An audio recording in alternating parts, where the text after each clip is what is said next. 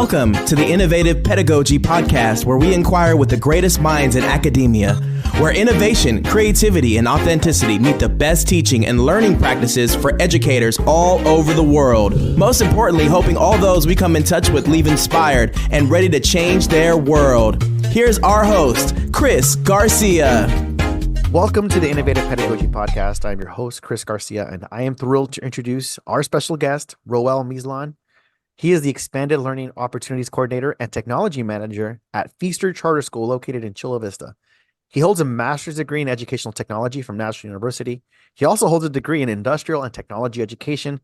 On top of that, he is a gifted educator and he loves the world of Star Wars. Welcome to the show, Roel. Thank you, Chris. Thank you. I'm glad to be here. Hey, I'm really excited to have you here, and I'm excited to debrief our session today. And today's episode is actually entitled Classrooms and Circuit Boards, Teachers Unplugged at CES. So how are you? How did you enjoy the conference? This was my first time at the show. I've been involved in the private industry. So before I became an educator, I was in the private industry working in an R&D at Hewlett Packard for about 5 years.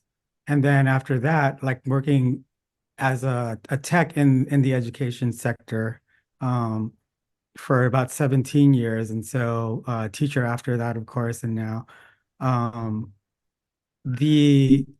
never had a chance to experience this. And so even when I was in the private sector, I think I could have got a lot, but I think I realized and got a lot more as an educator, especially with recognizing what's going on in the industry right now, what they're doing, the concepts, what's at market, and how much of a gap there is between the industry and what we're teaching our kids, how we're preparing our kids.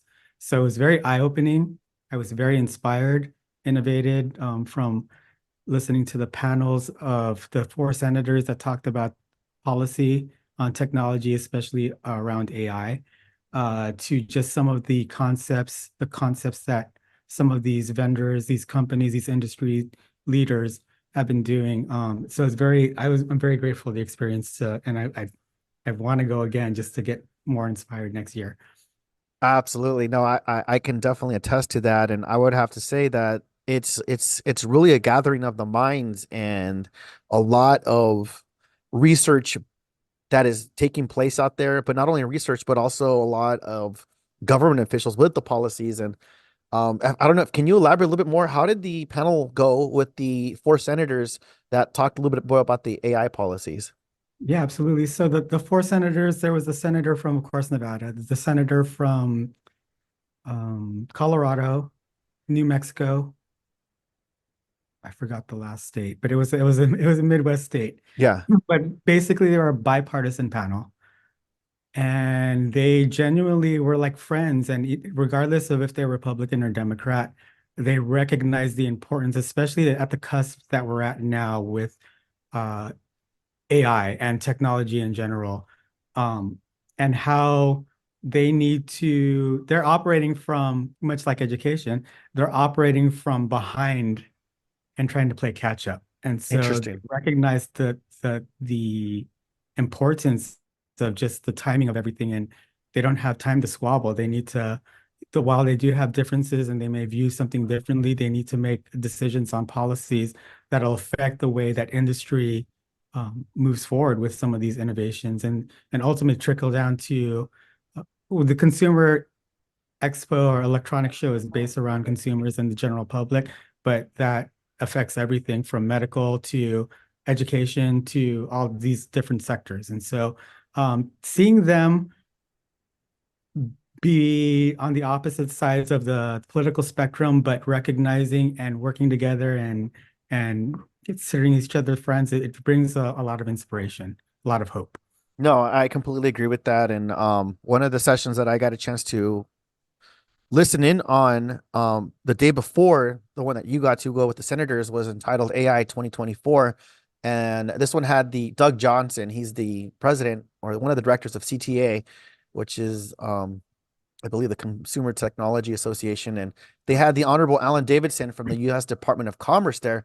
And he was talking a lot about just being responsible and having the AI integration. And how he actually has him and his team are actually have until July to present and finalize all the research and everything being done as far as policies are concerned, with the president's executive order that went back out in October of 2023. So, but in this panel, they also had, and I thought was really interesting, they actually had Addie Cook from Google, and Danielle Solomon from Microsoft, and then they had David McIntyre from Expery. But it was really cool to see at least two big tech and one startup that really had this whole idea of how they're approaching this whole AI concept and approach. And the one that really got me was from Microsoft, and that was Danielle Solomon. And she mentioned three things that were really important as far as how Microsoft is going to be handling any usages of AI, and that was making sure that that all acts are intentional, that anything that's being used is accountable, and in addition to that, the engagement level. And I would have to say a common method, a commonality, maybe you can tap into this, was the whole engagement. And she said this is that engaging a policy side with globally with all stakeholders. And I kept hearing this message over and over again in that. And it's that banking phrase that they used early in the 90s, know your customer. Right. And so I thought that was really powerful as far as we're entering an era where, yes, we are seeing artificial intelligence have a huge impact on everything that we're doing, but then yet there are also a lot of encouragement of, well, we need to go back to really having face-to-face interactions and really know who you're working with and who you're dealing with. So I just thought that was really powerful. I don't know if you could add a little bit more to that sentiment of knowing your customer. No, absolutely. I think it kind of ties into what you were talking about with the senator talking about responsibility and AI responsibility. Um, but part of that, of knowing your customer is being responsible. And so recognizing that, not only knowing your customer and knowing what they needs are, because obviously there's algorithms out there right now in social media that will gather all that data to know their customer, right? And then accordingly assign advertisements based off of that.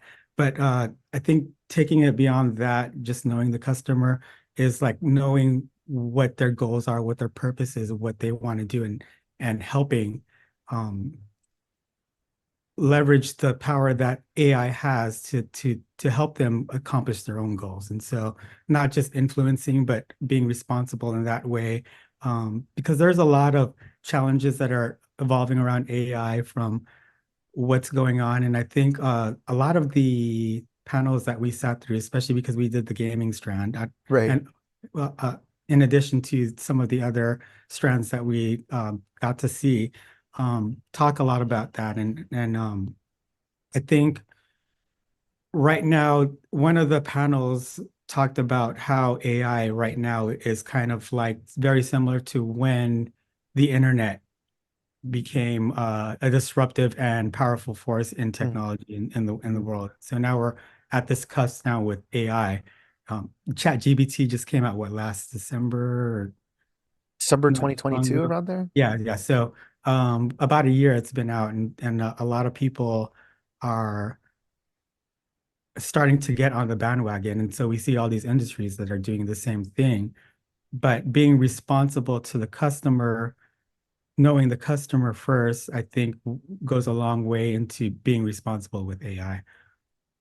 No, absolutely. And I would have to say, and just to kind of go on this whole AI, just moving forward, because one thing I will say is that it was integrated and it was brought up in every panel, and Mhm, from the gaming panels to the mhm, nonprofit panels, mhm. even to the panel that I had the opportunity to attend. I mean, it's scaring, not scaring, but I should say it even has Robert Downey Jr. in awe of like, how are we going to respond to this? And it's just kind of funny because here we have a character that plays the infamous Tony Stark and has AI already with Jarvis. And I Right. know we can dive into a lot more of the sci-fi aspect of that, but him as a real person, Robert Downey Jr. is like, yeah, this is we're breaking history and we need to be very cautious, but then also utilize it for the benefit. And we could talk more about those later on.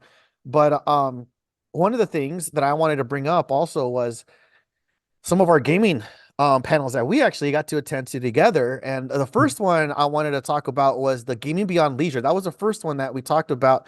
And I would have to say that out of all three of the different panelists, we had one from Playfinity, and then we had one with Engage With, and that one specifically that really caught me was an actual video game that's going to be talking about it's about the demonstrating respect to the senior citizens Yes. and kind of like the choose your own adventure. I know we actually even were talking about that when we got coffee afterwards, but Right. I don't know what did you think of that panel right there when it specifically like when it comes to gaming, and now let's kind of dive into a little bit of the esport type of thing, but when it comes to gaming and it comes to giving students an opportunity to actually choose your own adventure when it comes to respect towards the elderly.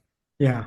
So I remember that specifically, and it was a game, definitely, but they called it gamifying professional training. And so Yes. specifically to have the health providers who work in those senior citizen homes, it's kind of like a role-playing exercise, but it's an actual game where you get points, you interact with an NPC. And so putting it in that perspective and giving them simulations that are not just dry text that you read and then you type your response, but you can actually see the interaction. You can actually interact with it with this artificial intelligent NPC who will respond in certain ways. I think really increases the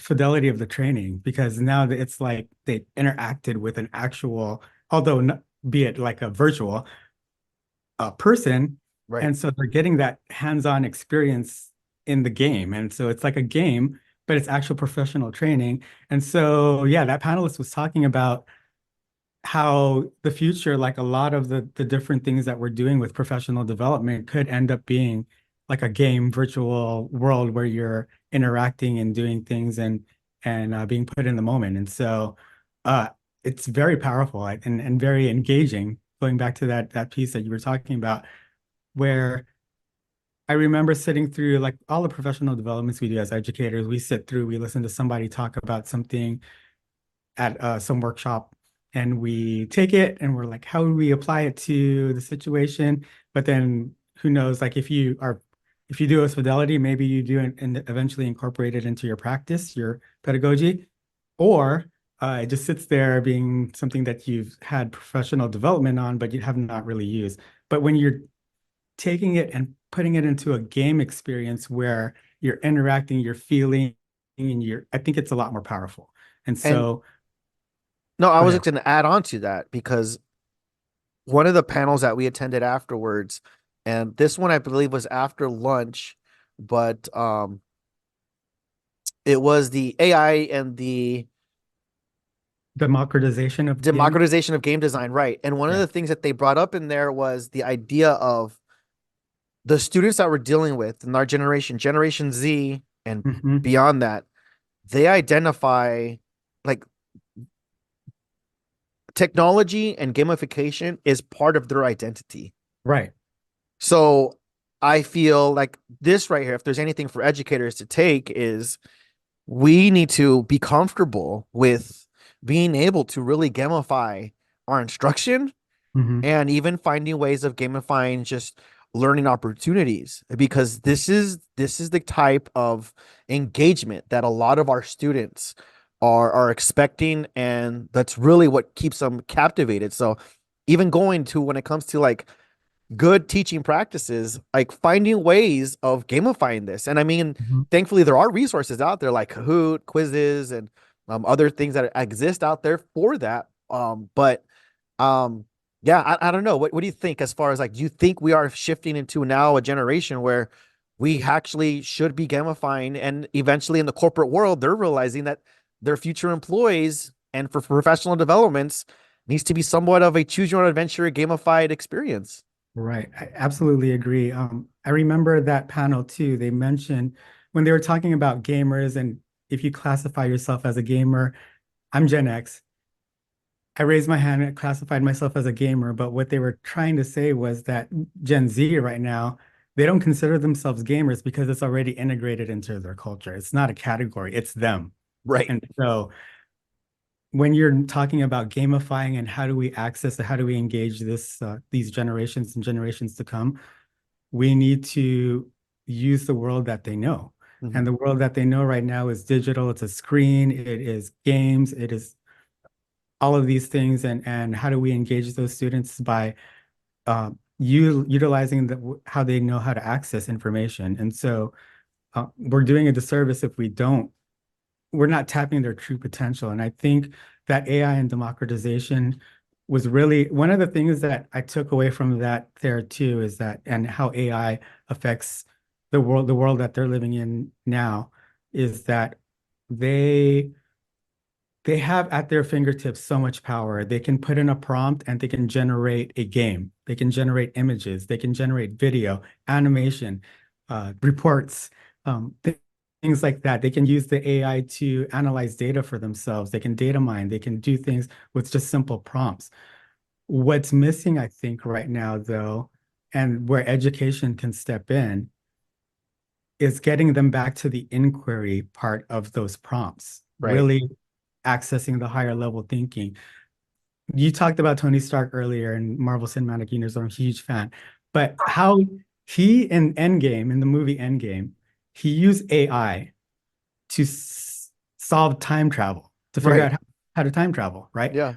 He didn't necessarily do all of the calculations and run the threads and everything based off of that, but he gave the computer prompts. He said, try this, try that. So that kind of ties into what the AI and democratization panel was talking about, where if you don't know how to formulate that inquiry and put good things in, you're not going to be able to produce good things out. Or basically what they said is garbage in, garbage out.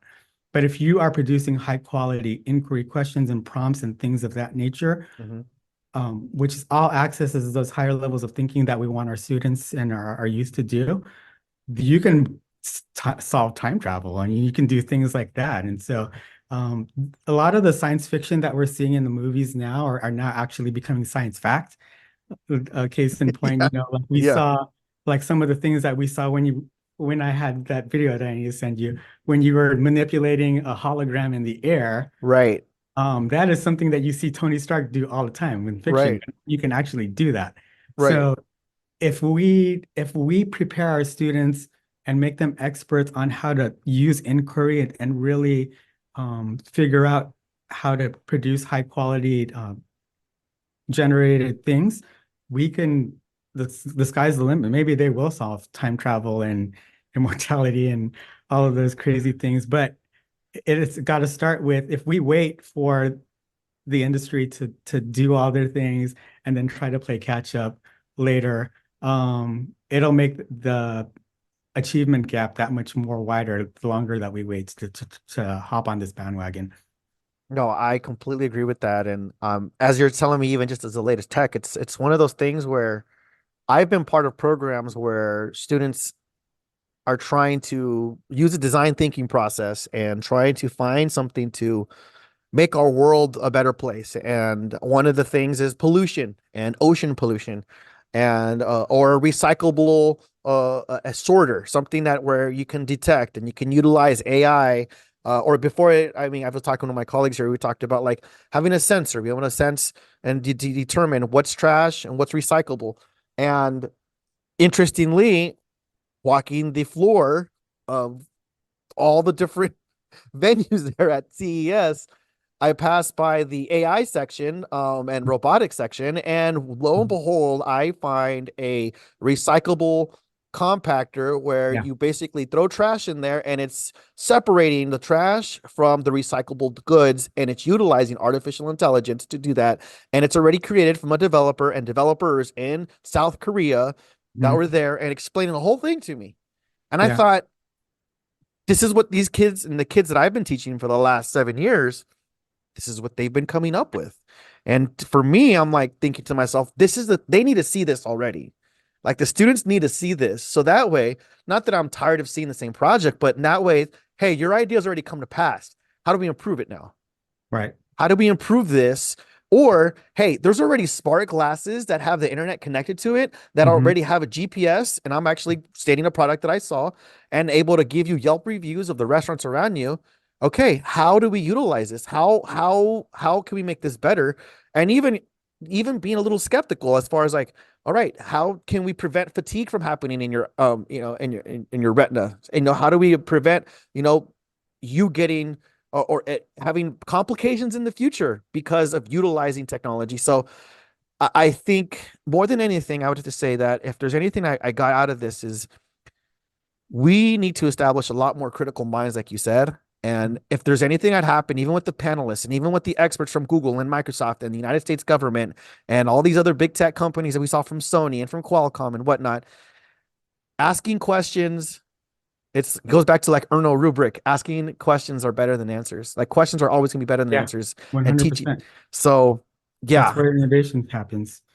And so I think one thing that you mentioned too, just to add on, is uh, that reverse engineering, like the engineering design process, but reverse engineering. And so now that we do have AI that can run a lot of the calculations and load work for us, and then we can just focus on inquiry, it's also asking those questions and being critical. How do we make things better? So you mentioned the GPS glasses that it sounds like augmented reality will give you Yelp reviews to go to the best place and stuff. right. And so then the question is exactly like the how do we make this better? That goes back to that question, those prompts, and how do we reverse engineer even work? Okay, so I understand that these glasses work this way.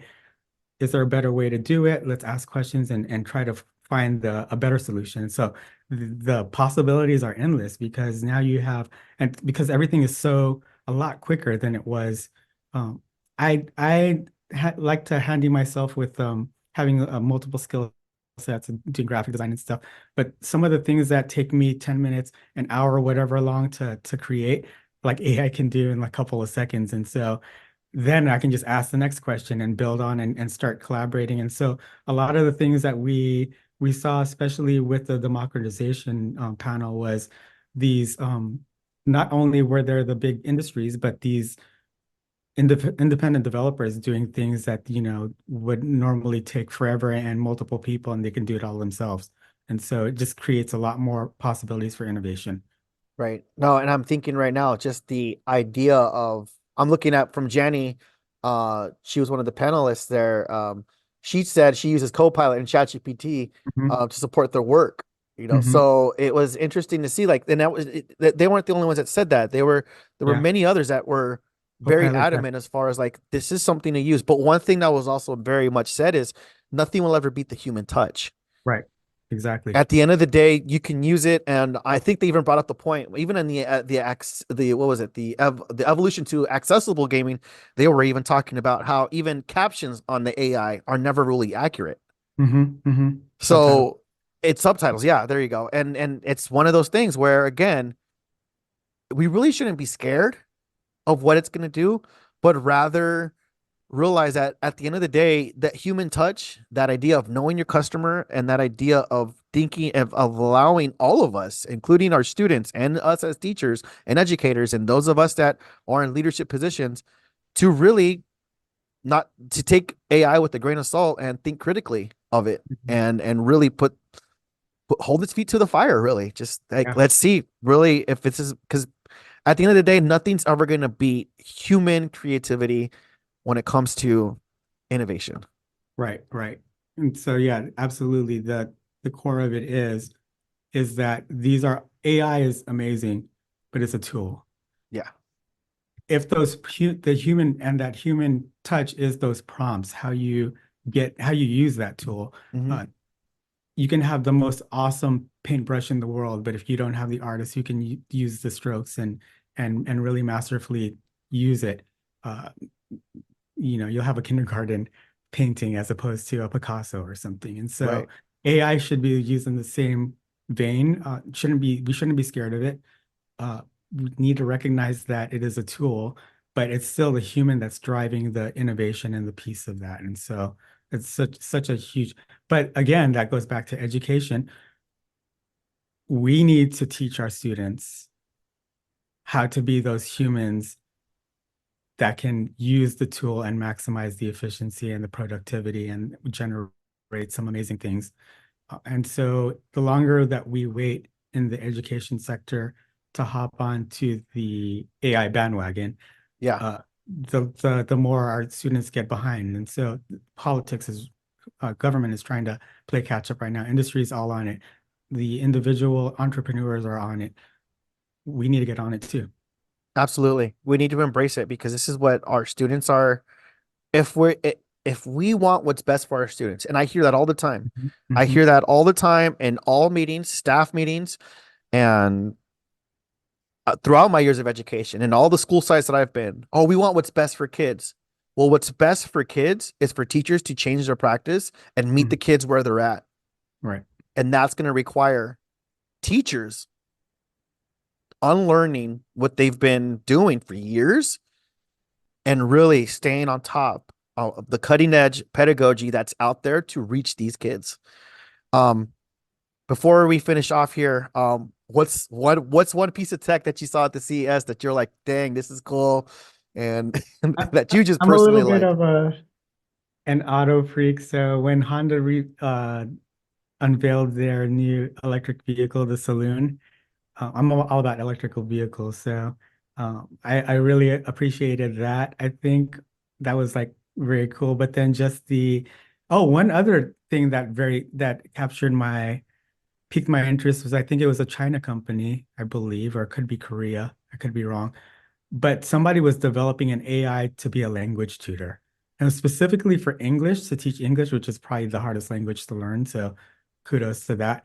But Yeah, the applications that you can have for Spanish, for Chinese, we have these applications that like Duolingo and things that help. But I think sometimes if you have an AI powering that, I think it could be so much more powerful. Like it's just like you have a tutor in your pocket to help you with that. And so that also did interest me because I know we're a global society right now. Obviously, computer uh, consumer electronics showed like all the different people from Nigeria, people from Korea, people from Japan, people from China, people from the US, all over. And so India, I remember talking to some people from India.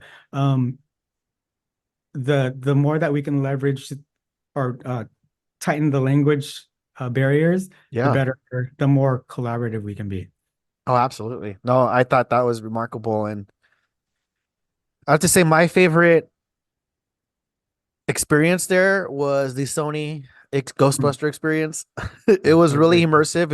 It was a little claustrophobic being a little box, but it was very interactive. Like you're stepping on a floor with a projector and you're seeing like the streets of New York just all contaminated with litter and whatnot. And it's interesting because they're showing that, and you kick a newspaper virtually and it moves, and you step on a piece of glass and it breaks. And it was really cool to be able to see that. And then so it was. I thought that was really interesting. I specifically thought that would be really cool for creating an immersive experience for like a virtual field trip for our students.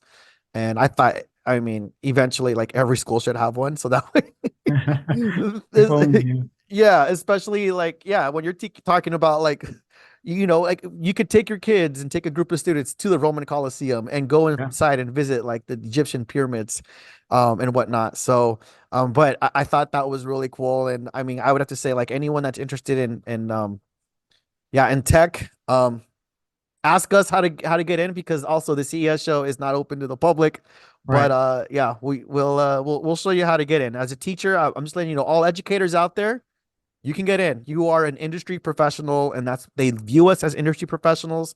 They ask for a lot of educators and a lot of the panelists. I don't know if you noticed, but a lot of the panels were asking like, we need to team up with education. We need to team up with Mhm. teachers. We need to get them.